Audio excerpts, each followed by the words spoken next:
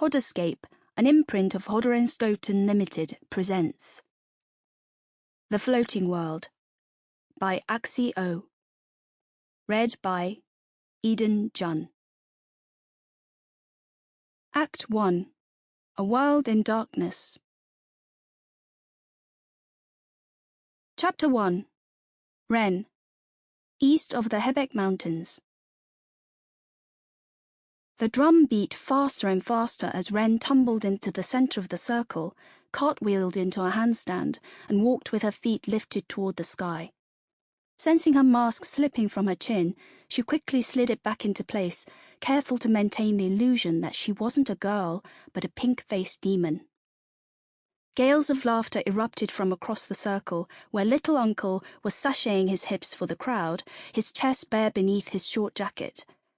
Like Ren, he wore a mask, though his was painted white with blue dots on the cheeks. With a flick of his wrist, he flipped open his paper fan, fluttering it coyly.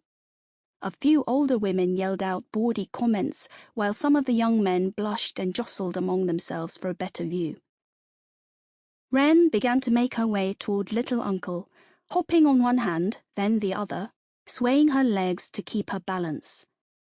The crowd was smaller than it had been the year before, but they made up for it in enthusiasm. Some of the villagers had rolled barrels to the edge of the circle and were smacking their palms against the sides, adding texture to the rhythm set by Big Uncle's drumming. Her troupe had been performing for the past half hour. Ren would have kept on for longer, but the caravan had to depart at noon if they wanted to make it to Gorye village by week's end.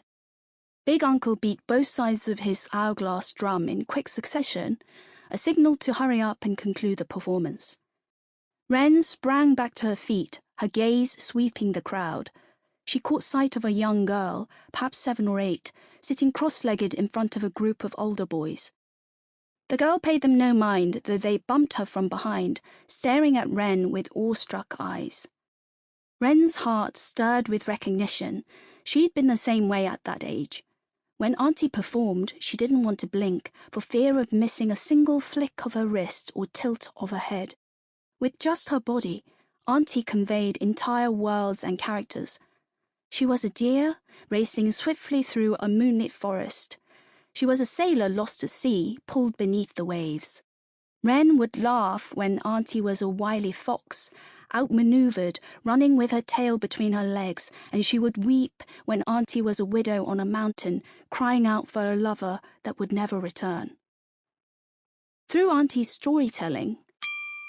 Sample complete. Ready to continue?